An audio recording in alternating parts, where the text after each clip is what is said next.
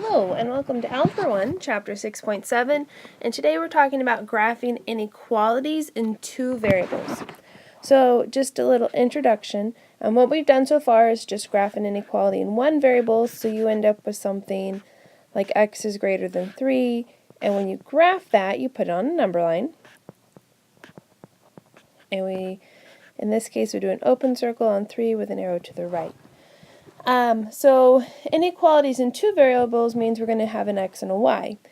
And so when you graph those on a coordinate plane, you have to account for this part of the graph, which on a coordinate plane then is going to look like shading.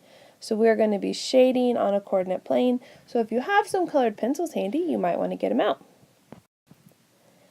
So here we go. Graphing on a coordinate plane. So step number 1, put this into slope-intercept form. So we need our steps here.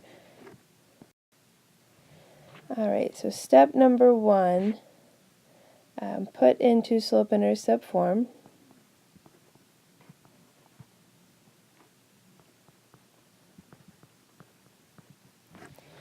Alright, so in our case we're going to add the 4x. And something that I like to do is I like to change the inequality to an equal sign here. Now, you don't have to. You can keep it in inequality, but then you have to remember if you multiply or divide by a negative, you need to flip your inequality. Because it ends up being the same line, you can go ahead and change it to an equal sign and then go ahead and graph this line. Alright, so put it into slope-intercept form. Step number 2, graph the line.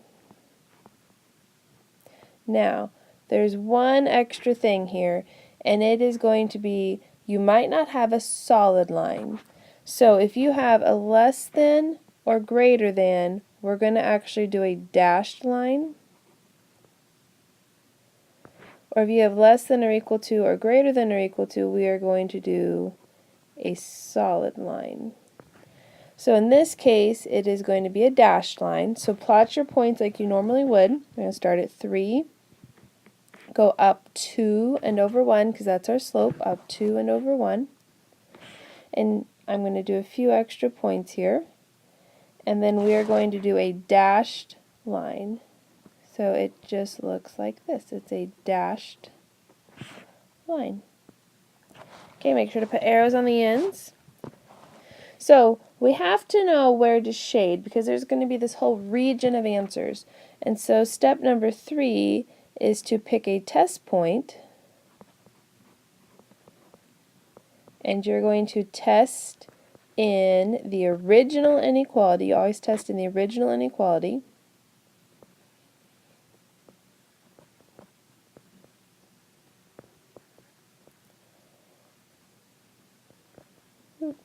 And then we are going to shade. Alright, so your test point can be any point whatsoever as long as it's not on the line. So a great test point to pick is 0, 0 if you don't go through 0, 0. Okay, so if we pick 0, 0, that means we're going to put 0 in for x and 0 in for y in our original inequality. So you're going to have 2 times 0 minus 4 times 0 is greater than 6. So it's really just like a check. So this left-hand side ends up being 0. So is 0 greater than 6?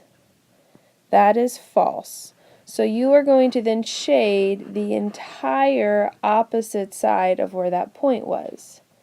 So if the point had been true, you would shade the side with the point, but the point here is false, so we shade the other side. And there you go. So we graphed and we shaded. So in case you didn't get those steps on the last one, I really want you to have these written down. So here's your steps for graphing. You're going to put it into slope-intercept form. You can change it to an equation if you want. Then you're going to graph the line. Make sure you're using the appropriate line, either solid or dashed. And you're going to pick a test point, not on the line. Test it in the original inequality. And so what you get when you graph a line is you get two half planes.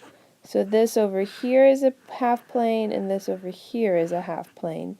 So you're going to shade the half plane if the point works. So wherever your point is, let's say your point's up here, you're going to shade that half plane if the point works. If the point doesn't work, you're going to shade the other half plane.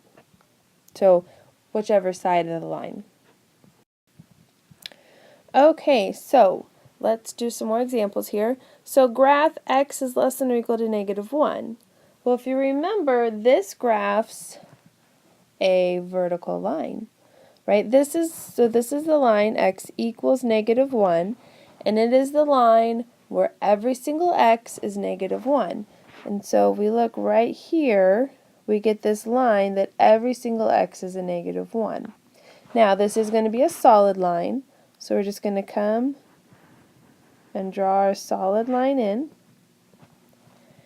And then really, if it's a vertical line or horizontal line, shading is a little easier. We want to graph all of the x's that are less than -1, so we're just going to come and we're going to shade then to the left because those are the x's that are less than -1. And you're done. Okay, so what if it's not horizontal or vertical? So this one it's already in slope intercept form, so we're going to go ahead and graph it. So we're starting at 3 on the y-axis, and our slope is up 1 over 2. So up 1 over 2, you could also go down 1, back 2. And then what type of line is this? This is going to be a dashed line. So we're going to draw in a dashed line. Okay, and then we need to shade. And so what you want to do is you want to pick a test point. So again, we can do 0, 0. And so we're going to put in 0 for y. We're going to put in 0 for x. And then we're going to simplify this. So 0 is greater than 3. Is that true or false? That is false. So we're going to shade the side not with the test point. So it means we're going to shade this side up here. Okay, there, that problem is done. Okay, and lastly, word problem.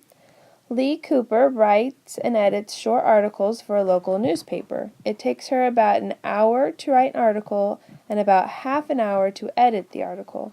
If Lee works up to 8 hours a day, that's where an inequality comes in, up to 8 hours a day, how many articles can she write in one day? Well, if we look at this, we have two unknowns. We have how many articles can she write and how many articles can she edit. So let's call writing them x and editing them y. And if we write an equation then to model this, it's going to be 1x because those take an hour plus a half y because those take half an hour. And this has to be less than or equal to 8 because she's going to work up to 8 hours, but she's not going to work more than 8 hours. So here's my equation. It really all deals with hours. You know, this is going to be how many can she do a day depends on these hours. So if we want to graph this, we're going to go ahead and put it into slope-intercept form. So we're going to subtract x from each side, so -x plus 8.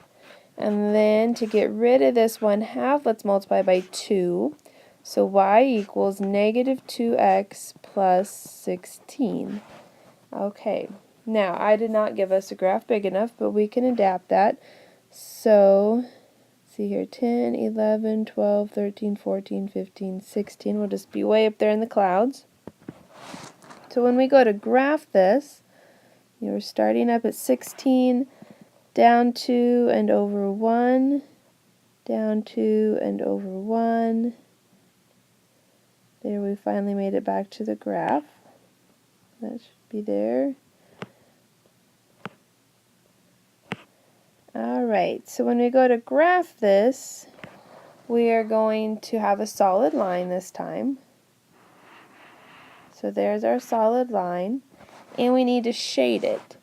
So if we pick a test point, again like 0, 0, and we plug that in, we're going to have 0 plus 1/2 times 0 is 0. So the question is 0 less than or equal to 8? That is true.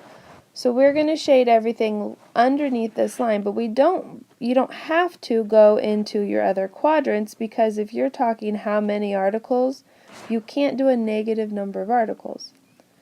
So here's our shaded area. Now what this means is if we were looking for how many of each, every single point in here, like 3, 4, she could write 3 articles and edit 4. Or she could write 6 articles and edit 1. Or she could write 1 article and edit 8. So all of these points are going to be ordered pairs that work in this solution.